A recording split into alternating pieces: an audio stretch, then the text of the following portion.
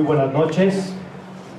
Damos apertura a los trabajos de esta sesión académica del martes 17 de abril del presente con la presentación del libro Guadalajara, Identidad Perdida, Transformación Urbana en el siglo XX, de la autoría de nuestro consocio, el ingeniero Javier Hernández Larrañaga, con la presentación de nuestro consocio, don Alberto Gómez Barbosa. Cedo el uso de la voz al doctor José Sosimoros Orozco, quien hará la presentación y fungirá como secretario en esta sesión. Gracias. Bien, bienvenidos desde luego a esta sesión académica. Como ya se ha mencionado, la presentación del libro Guadalajara, Identidad Perdida, Transformación Urbana en el siglo XX. Es una edición aumentada, desde luego corregida, y es la tercera edición de la autoría de nuestro consocio, ingeniero Javier Hernández Larrañaga. Esta obra será presentada por nuestro consocio, don Alberto Gómez Barbosa. La orden del día es la siguiente: apertura de la sesión, la cual ya se ha hecho por el licenciado Samuel Gómez Luna Cortés, vicepresidente de esta benemérita institución. El presidium se encuentra integrado por el licenciado Samuel Gómez Luna Cortés, vicepresidente, el ingeniero Javier Hernández Larrañaga, consocio y autor, don Adalberto Gómez Barbosa, consocio presentador, y su servidor, doctor José Sosimoros Orozco, secretario general. Bueno, en esta presentación del libro, como ya dijimos, es muy importante, desde luego, volver a señalar que es una obra con el título Guadalajara, Identidad Perdida, y la cual será presentada precisamente por nuestro consocio, don Alberto Gómez Barbosa, y para lo cual cedo el uso de la voz. Muchas gracias. No creo que los años nos remitan al lugar común y que por ello aseguremos que todo tiempo pasado fue mejor. No. Ya lo he platicado largamente con el muy estimado ingeniero Javier Hernández Larrañaga y con otros amigos de nuestra edad, y unánimemente llegamos a la conclusión de que sin duda la Guadalajara de nuestro tiempo fue mejor. Punto. No son necedades de viejos, ni es aferrarse a un pasado que a lo mejor ya ni lo recordamos bien. La niebla del tiempo, implacable, empañará quizá nuestros recuerdos, poniéndonos muy cursis con estas frases, pero no, estamos bastante lúcidos aún, y con pelos en la mano podemos afirmar que aquella Guadalajara que se fue, o a la que echaron a empellones, era en muchos sentidos mejor, habitable, de dimensiones que permitían recorrerla a pie, en bicicleta o en tranvía, en la que nos conocíamos todos, al menos de vista, en la que privaban los buenos modales, la elegancia y el temor de Dios, como decía mi madre.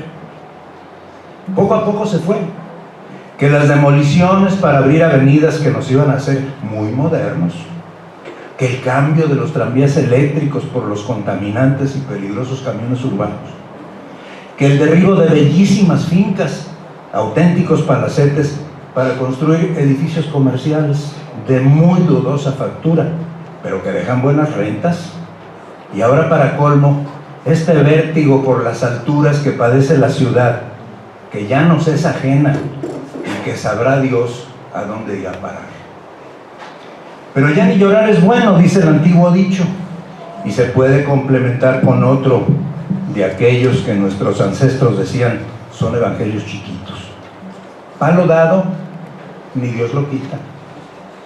Don Javier Hernández Larrañaga, tapatío fronterizo, pues creció en límites de barrios, verdadera frontera citadina, ahí donde colindaban el de Santa Teresita con la colonia francesa, a unos pasos de la antigua garita del Leal, a corta distancia de la avenida Lafayette y del antiguo colegio de los padres salesianos que cerraba la calle de Hidalgo, y a media cuadra del cruce de Juan Manuel y Progreso, esta última zona de confluencia conocida como la Neutral, zona pues de frontera, de encuentro de clases sociales, que dio origen a un vecindario de mucha convivencia que fue ya tema de otro libro del autor del que hoy nos ocupamos. Hombre muy activo, el ingeniero viene dedicando buena parte de sus inquietudes a hurgar en viejos archivos y en artefactos electrónicos, pues no desdeña ningún avance que considere positivo de los muchos de las nuevas tecnologías que nos salen al paso, para encontrar y capturar fotografías antiguas, datos históricos, anécdotas que tengan que ver con la Guadalajara de la segunda mitad del siglo XX. Su acervo es considerable y, como no es egoísta, nos lo entrega en ediciones que, como la que hoy presenta, Guadalajara, Identidad Perdida, cumplen una doble función: testimoniar principalmente a base de fotografías la vera efigie de aquella ciudad para los estudiosos por una parte y para los nostálgicos por la otra. Justifica así la opinión de investigadores que últimamente dan a la fotografía un lugar importante como elemento para la preservación de la que pudiera llamarse historia visual. Esos teóricos definen a la cámara fotográfica como la máquina de la memoria. Y esa máquina es implacable.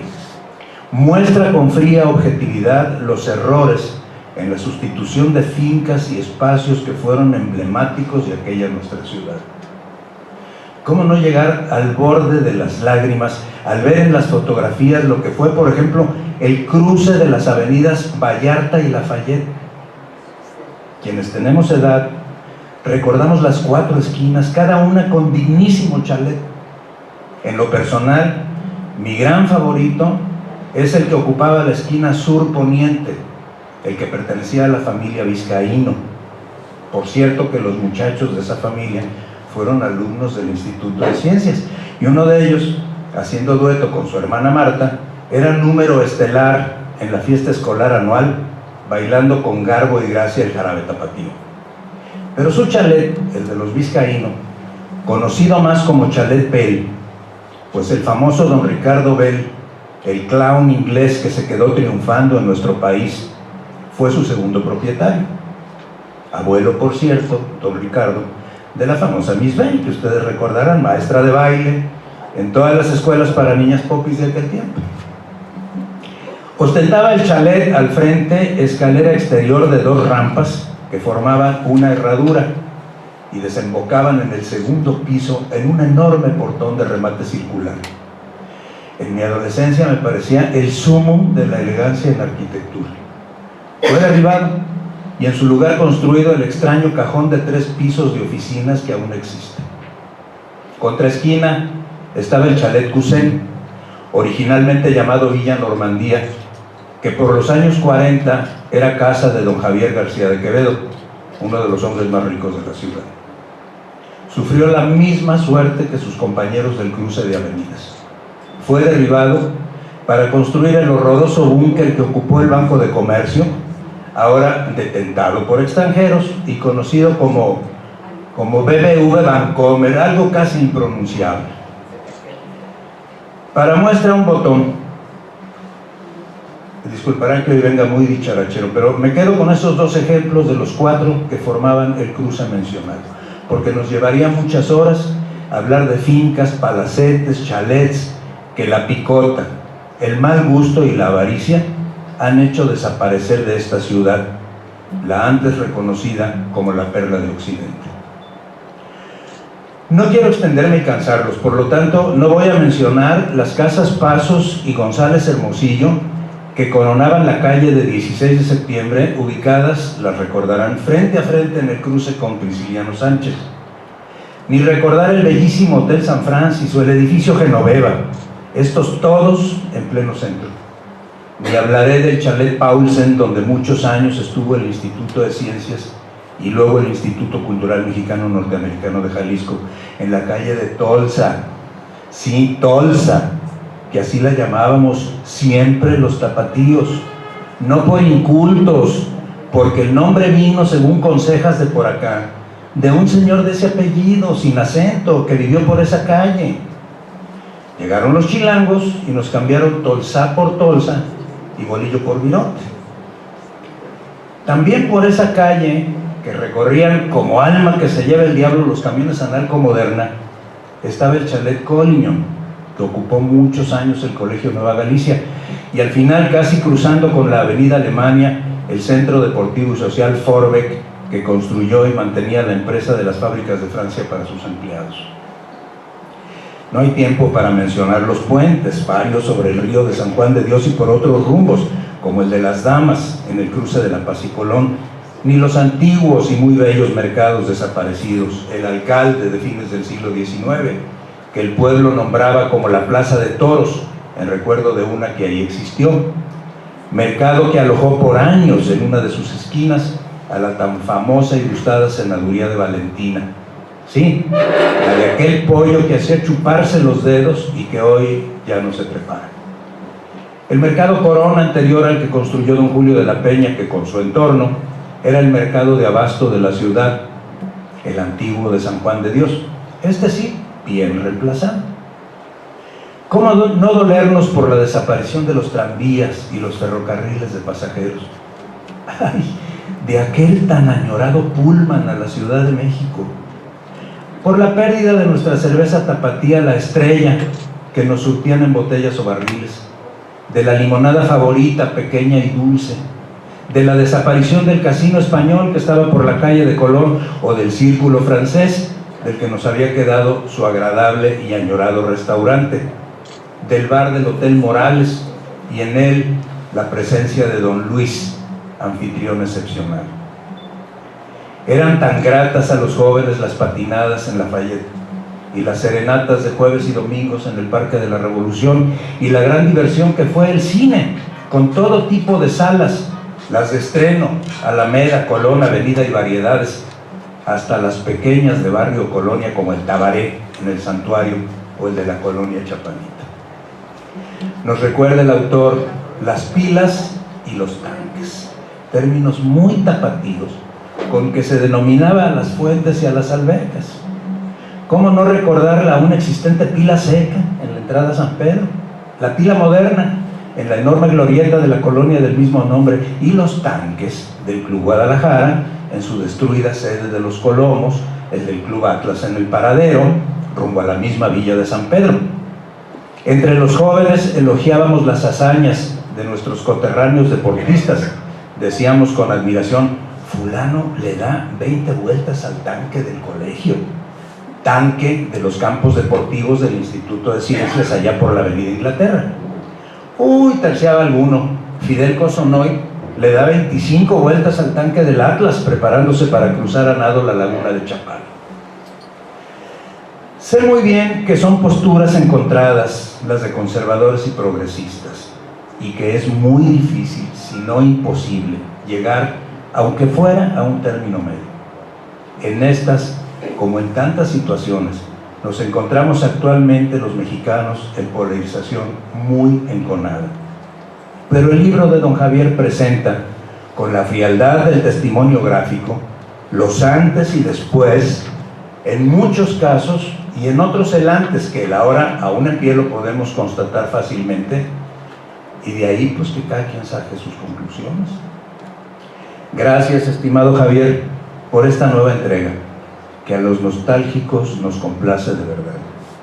Somos cada vez menos los tapatíos enamorados de aquella ciudad, la de Endenantes, pero gracias a tu esfuerzo podemos constatar lo que se destruyó y soñar quizá con la que pudo ser una Guadalajara con sus valores preservados, con crecimiento bien planeado y solidificado, como ha sido el desarrollo de tantas ciudades emblemáticas, sobre todo europeas, y dolernos al comparar cómo se encuentra nuestra ciudad, sin orden en sus construcciones privadas y públicas, sujeta a la voracidad de desarrolladores sin escrúpulos, muchos de ellos sin arraigo. ¿Pero qué le vamos a hacer? Las autoridades aprendieron bien que si no hay obras, no hay sobras, sean como sean. Empresarios decididos a hacer fortunas en el menor tiempo posible. El desinterés de gobernantes que han puesto oídos sordos a propuestas de quienes amaban la ciudad y planearon obras y ordenamientos para un verdadero crecimiento con orden de la urbe. Nos duele la desaparición de organismos como el Consejo de Colaboración Municipal. pero sobre todo esa nefasta alianza entre los ahora llamados desarrolladores, casi todos forasteros, y las autoridades que les otorgan permisos para destruir y construir a su arbitrio, han tenido las consecuencias consignadas en este libro, que es de denuncia. Por desgracia, los tapatíos, que somos tan pasivos, nos conformamos con lamentarnos y caer si acaso en pobres desahogos. Palo dado, ni Dios lo quita. Y pues ya, ni llorar es bueno. Felicidades por este esfuerzo, don Javier, y muchas gracias a todos ustedes, amigos tapatíos, por su interés en estos temas.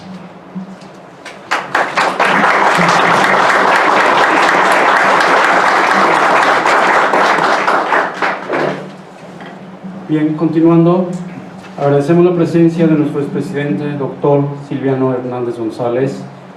Y bueno, tenemos esta obra, Guadalajara, muy importante, Identidad Perdida, transformación urbana en el siglo XX, y ahora, desde luego, la participación de su autor, Javier Hernández Larrañaga.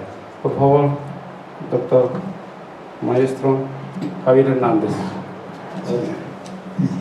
Muchas gracias, buenas noches. Agradezco en primer lugar la invitación de la Benemérita Sociedad y por supuesto me siento muy honrado de estar en este presidio donde tantas veces vi a nuestro admirado doctor Enrique Safaudón, recordado, que es participante muy importante de este libro, como lo vamos a comentar ahorita. El nacimiento de este libro, lo he comentado ya varias veces, resulta de un ejercicio de nostalgia después de una ausencia de casi 12 años de un servidor de Guadalajara. Tuve que vivir por necesidades de profesionistas en la Ciudad de México, y cuando regresé al barrio original que comentaba mi amigo don Alberto Gómez Barbosa, que estaba en la frontera de Santa Tere y la colonia francesa, descubro con mucho dolor que muchas de las fincas que recordaba de mi infancia ya no existían. No solo de la colonia francesa, sino de la calle de Lafayette, que era el muestrario de las fincas, de los palacetes de la gente aristocrática de la Guadalajara de entonces. Entonces, dentro de ese ejercicio de nostalgia, empecé a buscar las imágenes de las casas que yo había conocido. Me costó mucho trabajo en un principio, me entusiasmaron y me empujaron tres compañeros míos de una asociación conservacionista de entonces, que era el arquitecto don Daniel Vázquez Aguilar, el ingeniero Luis Manuel Ochoa Altamirano y el doctor Enrique Safaudón, que eran compañeros míos, junto con el ingeniero Raúl López aquí presente. Me impulsaron a seguir adelante en esa idea, en ese ejercicio de nostalgia que empezó pues, de una manera muy modesta. Conforme fui conociendo a coleccionistas de imágenes antiguas de Guadalajara, tuve el honor de encontrarme con Aurorita Chávez Geijo, sobrina del historiador doctor don Arturo Chávez Geijo. Ella heredó de una manera muy afortunada y un poquito estrambótica, heredó parte de la colección de las postales antiguas de don Arturo Chávez Geijo. Y digo parte porque la mitad la recibió ella y otra mitad alguna pariente que vivía en la Ciudad de México, pero desgraciadamente no se llevaban muy bien y no pude tener acceso a la parte de la colección que estaba en la Ciudad de México. Eso me dolió, pero tuve material suficiente para empezar a tener imágenes de las fincas que yo había conocido, y empezó a trascender el conocimiento primero de la colonia francesa, luego de la avenida Lafayette, luego de la colonia Reforma, la colonia americana, la colonia moderna, y la trascendencia hacia el poniente con una colonia que se llamó West End, que no se consolidó totalmente y que fue sustituida por algo que conocemos como Vallarta Poniente ahora.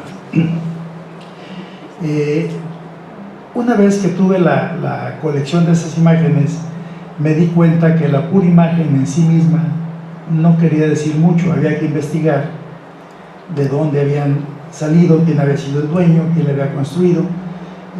Muchas veces no se consiguió esa información, pero muchas veces sí. Y ese es uno de los motivos de esta edición corregida y aumentada. Es corregida porque inevitablemente tuvimos algunos errores de ubicación con las fincas de la edición original, y aumentada porque se descubrieron nuevos personajes que tuvieron mucho que ver con estas fincas, como lo vamos a ver en un momento. Ese ejercicio de nostalgia aumentó y llegó a extenderse hasta que en una ocasión, en una reunión con el arquitecto Daniel Vázquez Aguilar, pues me impulsó a tomar la decisión de hacer el libro. Me acompañaron los dos, el arquitecto Daniel Vázquez Aguilar y el ingeniero Luis Manuel Ochoa Altamirano, en algunas sesiones de trabajo difíciles, porque el arquitecto Daniel Vázquez Aguilar ya no oía muy bien y ocupaba un dispositivo auditivo y no podíamos ir a cualquier lado. Le molestaba mucho, llegamos a ir a algún campus y le molestaba mucho el ruido de fondo, por lo que escogimos un lugar histórico que fue el antiguo Salón Cue, no sé si lo recuerdas, pero ya cuando era, creo que pre-Compostela, ya estaba arreglado y restituido.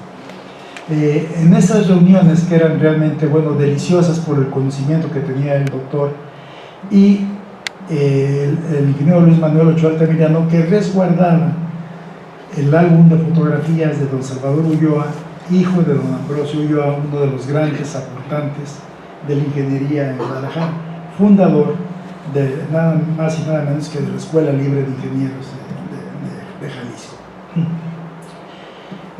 Ese fue, digamos, el primer paso de aquella primera edición que se logró para el año 2001, pero que se preparó desde fines del siglo XX, es decir, es un libro, la primera edición del siglo XX.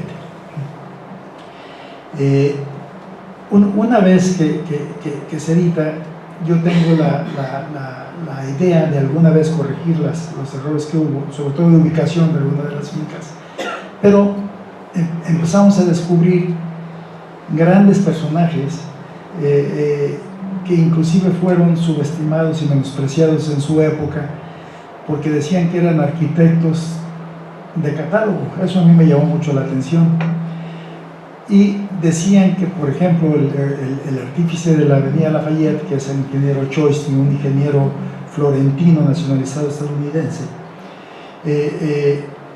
fue muy menospreciado como arquitecto, y yo asumí esa calificación en la que estaba, hasta que leí una obra muy interesante que se llamó Paseo Filipense, no sé si lo llegaron a leer ustedes, de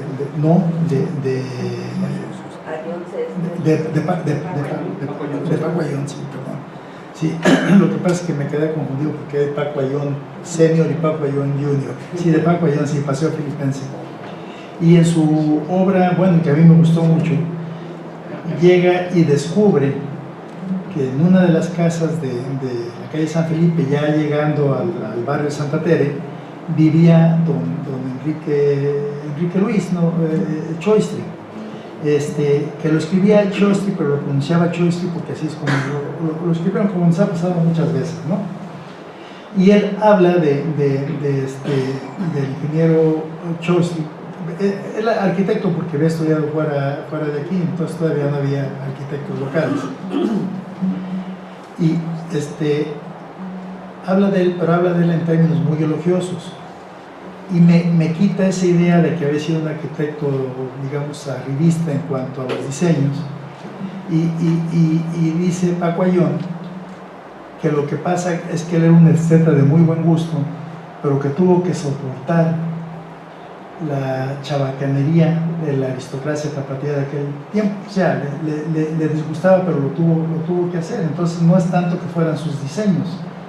Y aquí quiero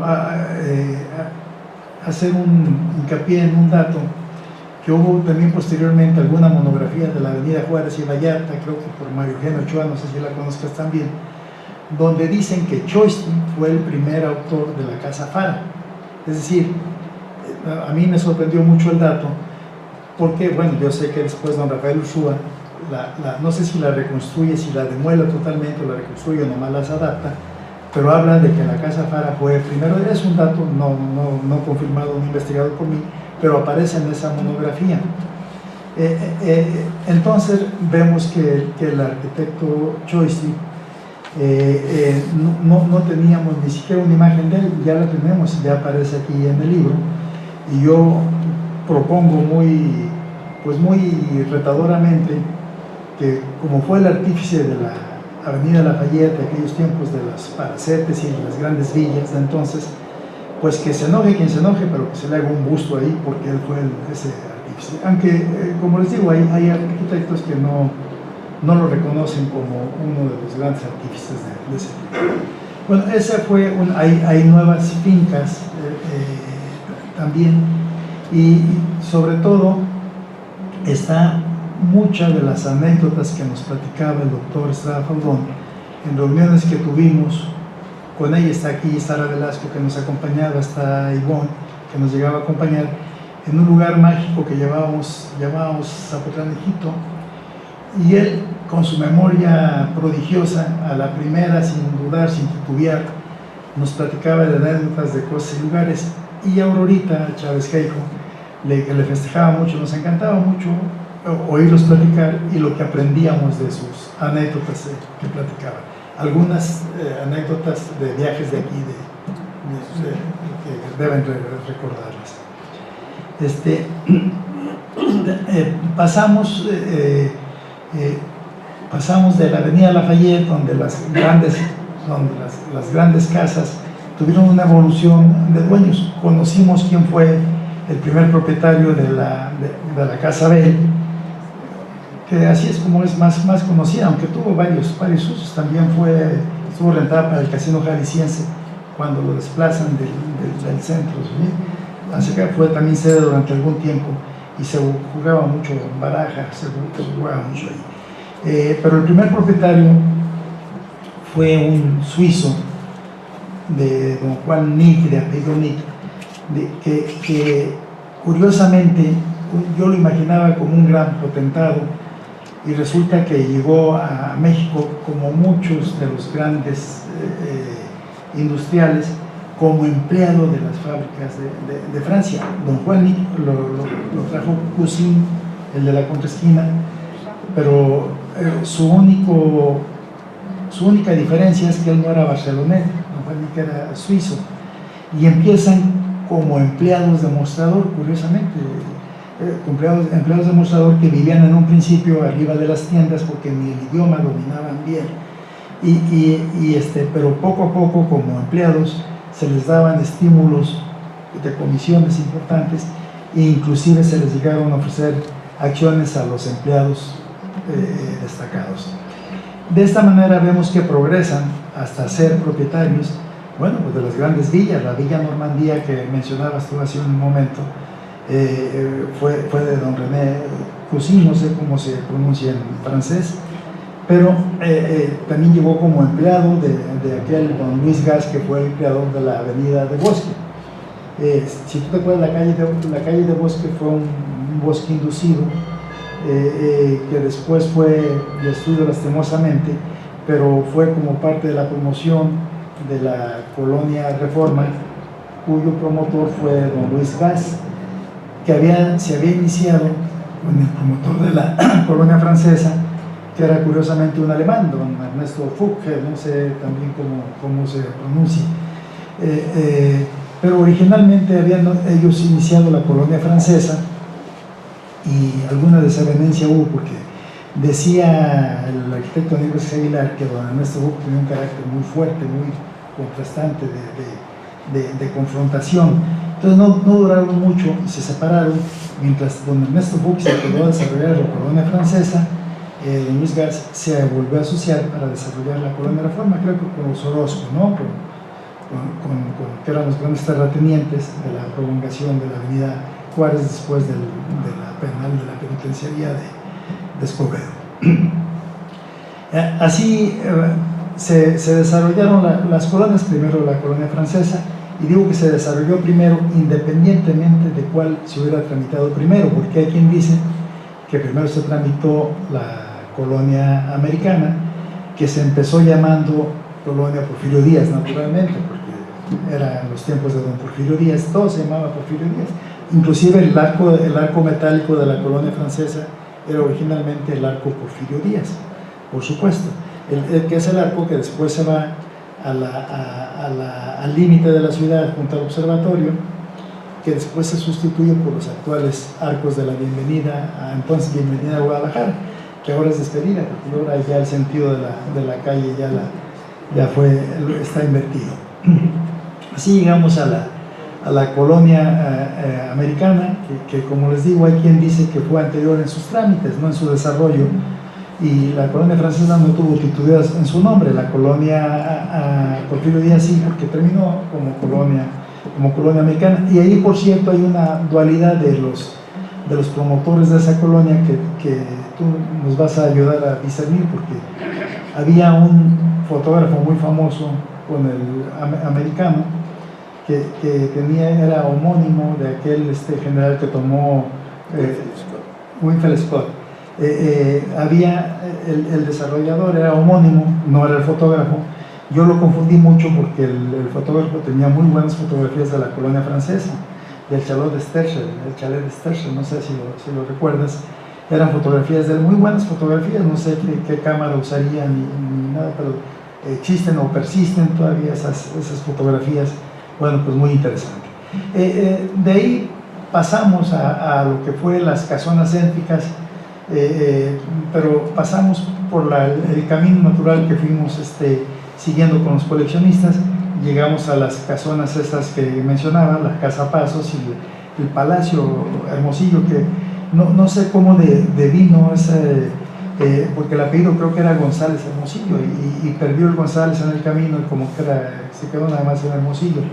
Y muchas casonas que desaparecieron simplemente por estar en la acera equivocada. Eso fue el dato. Las fábricas de Francia no estaban en la acera equivocada por la parte de 16 de septiembre, pero sí por la parte de Juárez. Ahí sí le tocó, y por eso pero terminamos con las colonias y seguimos, digamos, con lo que tú comentabas de las famosas pilas, de la pila seca, que a mí me gustaría que siguiera siendo seca por la fantasía, ¿no? Que era una pila, pero que dicen que estuvo seca, aunque hay fotografías donde hay gente sacando agua. Yo creo que alguna vez tuvo agua. Y así hubo pues grandes filas, los tanques, no solo los tanques de riego, sino los tanques de agua para distribución, la que formó los tanques del Río Seco. Hubo un general que Río Seco, que así le pusieron el nombre, muy cerca de las 9 esquinas.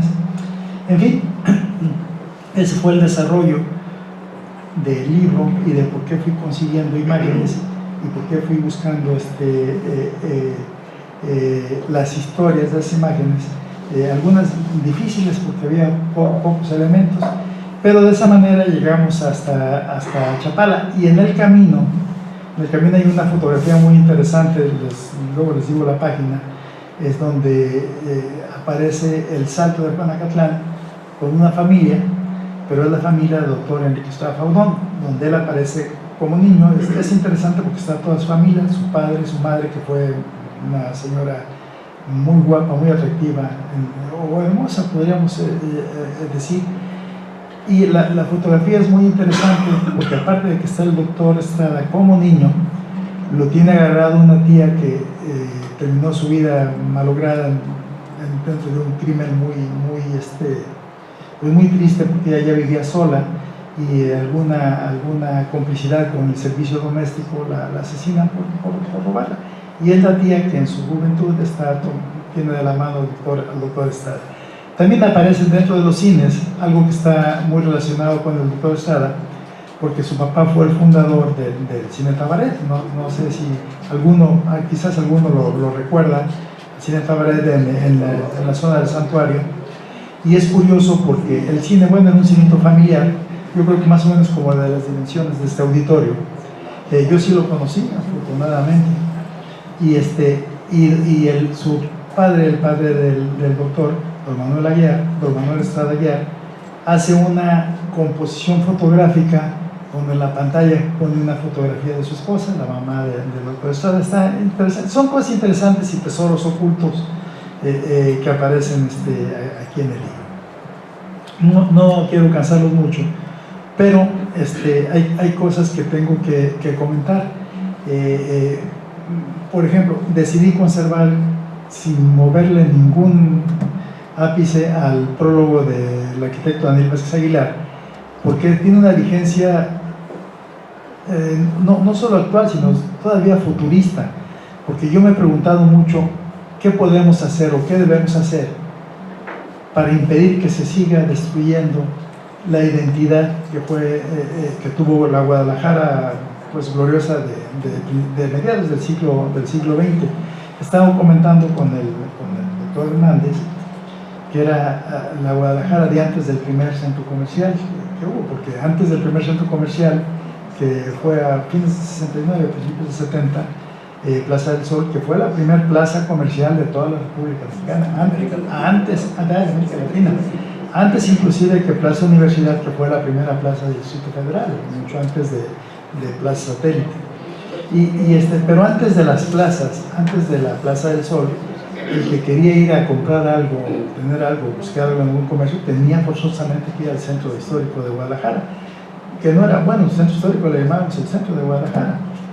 Yo lo conocí mucho porque mi madre, a pesar de que era de la Ciudad de México, le gustaba mucho ir a la iglesia de la Merced, seguramente porque le recordaba las iglesias de la Ciudad de México con esos frescos maravillosos, esas, pues no frescos, son pinturas de aceite, ¿verdad? De óleo. Y le recordaba mucho, y después de llevarme a misa me llegaba a caminar, por eso recuerdo muy bien. Decía el arquitecto Daniel Vázquez Aguilar que si hablamos de identidad no tenemos por qué hablar de belleza, que son dos cosas diferentes, porque hay quien aduce como una razón de destruir o de haber destruido mucha parte de esa identidad el que no eran monumentos bellos en el sentido estricto de la palabra. Y una de las bromas que le gustaba decir a don Daniel Vázquez Aguilar es que si íbamos a demoler lo feo debemos empezar por catedral, porque para él catedral fue una cosa que evolucionó de muchos estilos, de una combinación.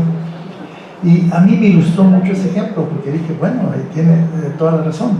Ahora los símbolos de la identidad han ido cambiando. Antes era catedral, yo me acuerdo siempre de las células de los torres de catedral, después fueron los arcos, después fue la Minerva o el conjunto de ellos. Y decía o dice en su prólogo, que también le recomiendo mucho que lo lean detenidamente, el prólogo de don Daniel, decía que sí debemos de aceptar no la destrucción de la identidad, sino la modernización de la ciudad. No podemos evitarla ni impedirla, pero sí debemos regularla, que es lo que no se puede. Al final, como colofonista o especie de colofonista, escribió algo muy conciliador, a diferencia del arquitecto Vázquez Aguilar, el ingeniero Luis Manuel Ochoa Altamirano, que, como les decía, era el guardián del álbum de fotografías de don Salvador Ulloa. Él es muy conciliador. Dice que si por distracción destruimos o fincas que decidimos no volver a construir, que por lo menos quede en este testimonio de lo que existió como parte de esa identidad. Yo pasamos por Chapala y descubrimos personajes muy interesantes. Hay inclusive una cosa que no viene mencionada de aquel noruego trágico que recuerdas que fue el que impulsó el ferrocarril de Guadalajara a Chapala, y los vapores, el Vikingo y la Tapatía, que eran los vapores de carga, y no solo eso, el club de yates de madera que se pudrió muy pronto y se terminó muy pronto, y que metió en sus aventuras al arquitecto don Guillermo de Alba, que le causó su bancarrota y se tuvo que refugiar a la Ciudad de México por una historia muy triste, ¿no? La del arquitecto Guillermo de Alba. pero hay cosas muy interesantes que inclusive no se mencionan aquí porque, bueno, aunque están confirmadas, para mí me sorprendieron mucho porque en 1927 este noruego trágico de apellido impronunciable, alguien lo sabe, Christian Czech o algo así, fue boletinado por Estados Unidos para que en las aduanas lo detuvieran porque lo consideraban un espía al servicio de México. Estados Unidos no se espía de qué, pues ya estamos hablando de 1927 cuando lo boletinan. Ya va a terminar hasta la guerra cristiana, no sé por qué, yo creo que no se veía todavía la Segunda Guerra Mundial. Creo que ya me estoy agotando el tiempo y agotándolos ustedes. Voy a terminar leyendo un poquito el Yo Acuso, con el que cierro la contraportada. Si les parece bien, es una crítica a cómo hemos perdido identidad. Con esto termino, si me permiten leerlo. Dice, es una fotografía con una lona que dice: Guadalajara pide la conservación de su belleza ornamental, que es una fotografía de 1940 teniendo como fondo el antiguo edificio de los tranvías. Y es un ejemplo de cómo desde entonces había preocupaciones por preservar a la Guadalajara. Y el final dice así: de repente se valió de todo. Las autoridades y sus consentidos pudieron destruir y demoler todo cuanto se les vino en gana, cuando se les vino en gana, donde se les vino en gana. Los palacios virreinales se estorbaron, las señoriales casonas porfirianas fueron súbitamente barridas y sustituidas con la nueva arquitectura de nuevos y arrogantes ingenieros y arquitectos. Las colonias residenciales se volvieron torrenales y las calles arboladas les gustaron para sospechosas, absurdas y agresivas cocheras gremiales. La historia parecía estorbarles y sí, lo hicimos. Fuimos capaces de demoler y de olvidar palacios virreinales, plazas de toros, fincas históricas y los etcéteras que usted quiera. Olvidamos que eran componentes indispensables para el orgullo y la identidad de la antigua y autopublicitada Atenas de América. Al fin que todo se arregla con una foto de los cómplices en una donación miserable y ofensiva. Con eso termino.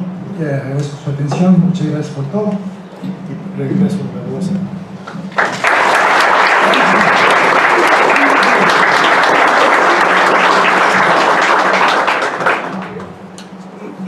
Bien, después de la excelente participación del autor Javier Hernández y del presentador don Alberto Gómez Barbosa, pues esas excelentes palabras, híjole, nos hacen recordar pues la Guadalajara con toda esa belleza.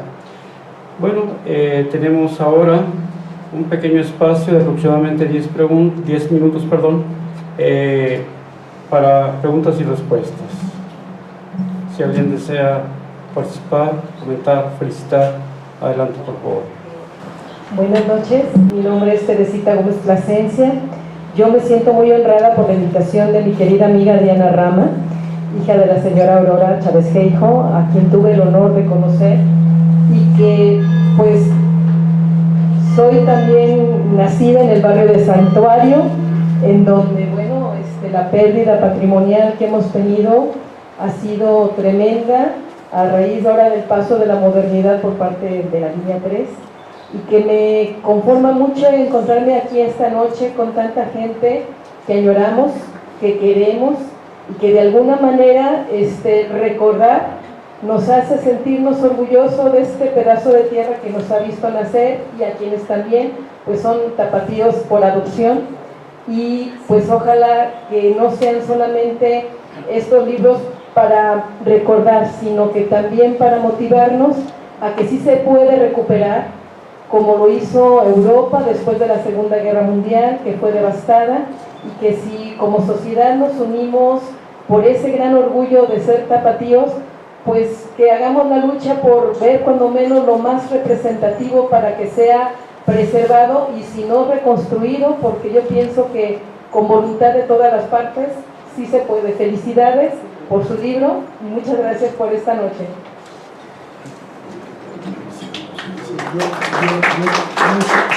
Muchas gracias por su intervención. Sí, es muy oportuna además en cuanto a lo que está sucediendo con lo que se va a denominar Paseo Alcalde, porque la transformación, por ejemplo, de la avenida Lafayette en lo que ahora los jóvenes de ahora le llaman Chapu, es parte de la modernidad y de lo que para ellos será quizás una identidad futura, pero para nosotros ha sido una degradación en lo que respecta tanto en las fincas como que se ha llenado de chelerías y de antros que antes llamábamos antes a las cantinas de mala muerte, que nos platicaban, ¿verdad? Es muy oportuna la observación sobre el Paseo Alcalde, porque hay que tratar de evitar que se vuelva un lugar, un espacio para chelerías y para eso, sobre todo un espacio tan histórico como es por el personaje que fue alcalde, ¿no? Ojalá que surjan movimientos para defenderlo. Parece que ya hay preocupaciones en ese sentido. Me parece muy interesante lo que comentó la señora. Yo toqué muy de pasadita nada más la situación de ciudades europeas, pero fue pensando exactamente en el enorme esfuerzo que para Europa significó levantarse de dos guerras, sobre todo la segunda, en que quedaron ciudades verdaderamente como la palma de la mano, Berlín, Dresden, Varsovia, habría que hablar de muchas. Y sin embargo, las reconstruyeron en su zona histórica precisamente para preservar sus valores y su memoria. Y el ejemplo, por ejemplo, de un París que crece modernamente en la Défense, en una zona escogida, designada, donde se puede hacer todo tipo de modernidades, pero preservando lo que fue de ellos. Desgraciadamente, pues aquí hubo esfuerzos muy grandes, aquí hubo ingenieros que dejaron, el ingeniero Palomar y varios otros que dejaron el proyecto para una Guadalajara bien zonificada, y a los que nunca se les hizo caso.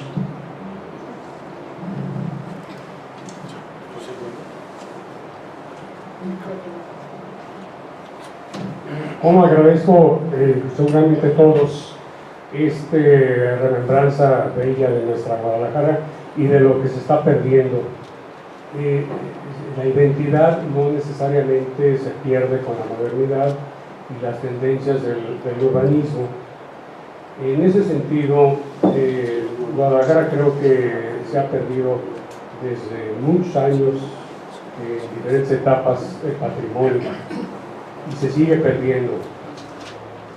Con esa objetividad que le dio el tiempo, ahorita lo que más sería interesante, aparte de seguir recordando lo perdido, es qué es lo que podemos evitar.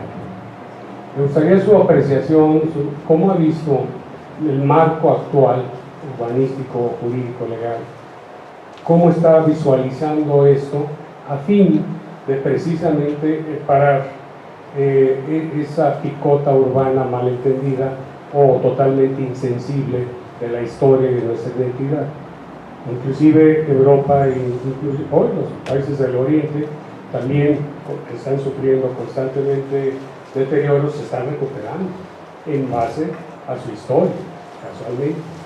Entonces, sí, me gustaría su opinión, cómo ve ese marco jurídico actual, en todo caso, qué sugeriría, y yo de paso a la Benemérita, sugeriría un foro específico para las soluciones a este programa. Antes ya habíamos visto aquí en Chapalita, por ejemplo, me preocupa que de los arquitectos modernos, tantos que tenemos, o tuvimos como Luis Barragán, no se tiene un inventario definido, actualizado, y cualquier momento le pueden dar yo diría al más visionario, con todo respeto para los arquitectos de nuestra época, porque pues ahí está su obra que compite con cualquiera de la modernidad arquitectónica de hoy en día. Ese me gustaría mucho su apreciación, su comentario en ese sentido. Gracias. Cómo no, al contrario, muchas gracias por su comentario. Mire, efectivamente el arquitecto Luis Barragán pues es indiscutiblemente la máxima figura de la arquitectura, pues no solo tapatía, sino de México, yo diría. Y en lo que respecta a esa confrontación entre modernidad e identidad, quisiera hacer un comentario rápido que me tocó comentar con nuestro presidente, el doctor Don Arturo Curiel Ballesteros, cuando le participé que íbamos a venir a la presentación de este libro, o sea, a esta reunión. Y le comentamos algo rápidamente de la identidad, de los valores que emanan del libro, que son identidad contra modernidad, y me dijo, bueno, ¿son valores antagónicos o no? Pues aquí voy a hacerle el comentario que está plasmado en precisamente lo que yo les comentaba en el prólogo del arquitecto Daniel Vázquez Aguilar, porque él lo previó y lo previó analizando o aceptando que iba a ser imposible detener la modernidad. Si me permiten, es un parrafito muy pequeño, si me permiten leerlo, está aquí, yo creo, la contestación a esa inquietud.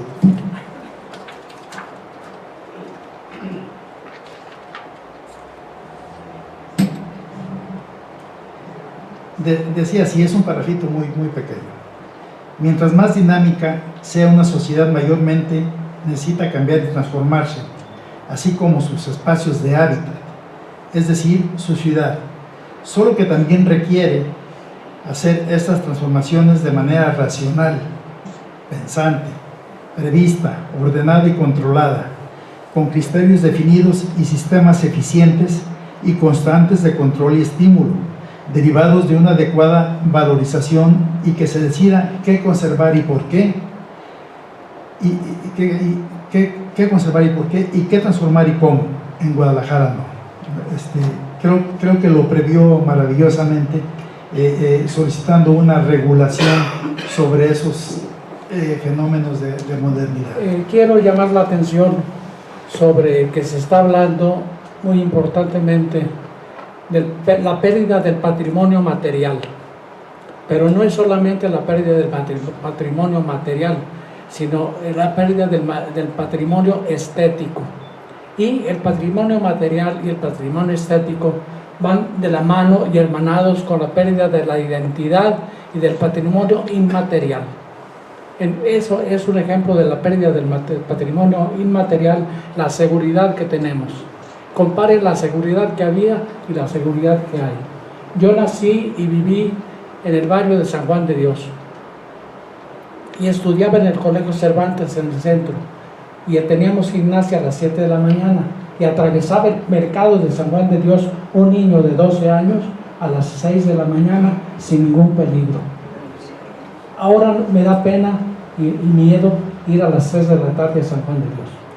Así que hay que llamar la atención que no solo es la pérdida del patrimonio material, sino a eso va hermanado siempre la pérdida del patrimonio estético e inmaterial y moral.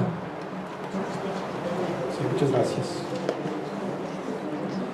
Bien, continuando con la orden del día, tenemos pues acertadamente la entrega de reconocimientos por parte del licenciado Samuel Gómez Luna Cortés, vicepresidente de esta benemérita institución. La Benemérita Sociedad de Geografía y Estadística del Estado de Jalisco, institución científica y cultural instalada el 27 de septiembre de 1864, otorga el presente reconocimiento al ingeniero Francisco Javier Hernández Larrañaga por su participación en las actividades organizadas por esta institución en la presentación del libro Guadalajara, Identidad Perdida, Transformación Urbana en el siglo XX, edición corregida y aumentada, misma que se llevó a cabo en las instalaciones de nuestra casa sede, cumpliendo así con el compromiso de presentar un trabajo anual y con el objetivo fundamental de esta benemérita institución, que desde su fundación ha sido el estudio y la divulgación de la ciencia y la cultura.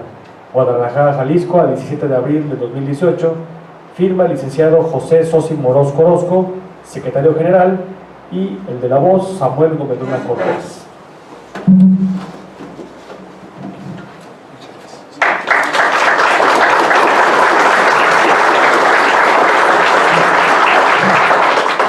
En el mismo tenor, entregamos el reconocimiento a don Alberto Gómez Barbosa por esta presentación magnífica del libro Guadalajara, Identidad Perdida, Transformación Urbana en el siglo XX.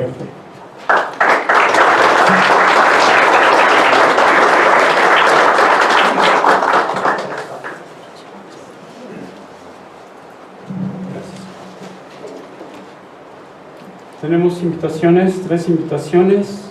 La primera el sábado 21 de abril a las 12 horas. Esto es para estar presentes en Gilotlán de los Dolores. Hay un recorrido interpretativo con el nombre del lugar donde nací. Ese es el espacio de origen de nuestro consocio Dante Medina, entre la ficción y la historia, Gilotlán de los Dolores, Imacondo, Micomala. Y también, desde luego, comprende dos actividades: develación de una placa y presentación del libro que lleva precisamente el nombre de ese lugar. Los comentaristas serán José Brut, consocio, Pancho Madrigal, invitado, y la sede, como ya dijimos, es la población de Gilotlán de los Dolores, Jalisco. La segunda invitación es para el próximo martes, 24 de abril a las 20 horas. Hay una mesa redonda para conmemorar el centenario del natalicio del destacado jalisciense escritor Alberto Navarro Sánchez, y esa actividad es a cargo de nuestras consocias, doctora Adriana Ruiz Razula y de la doctora María Guadalupe Sánchez Robles, además de la participación de nuestro invitado maestro Pedro Valderrama. Y luego el jueves 26 de abril a las 8 de la noche, a 20 horas, como es desde luego nuestra costumbre, inicia el proyecto del Jueves de Patrimonio Cultural, que se llevará a cabo el último jueves, esta actividad el último jueves de cada mes, y después el siguiente sábado hay un recorrido por las diferentes zonas de estudio. Comenzamos con los barrios que forman parte de Guadalajara, y será el primero Mexicalcingo, estando presentes en el Puente de las Damas, y esta actividad a cargo de nuestros invitados, doctor Alfredo Alcántara Gutiérrez y la maestra Lourdes Miramontes Bravo. Bueno, pues tenemos esta presentación de la obra Guadalajara, Identidad Perdida, y desde luego invitarlos, si es posible, que lo adquieran. Además, contiene excelentes fotografías, es también una editorial, desde luego de mucho prestigio. La obra es en papel couché, y la edición, tercera edición de este año 2018.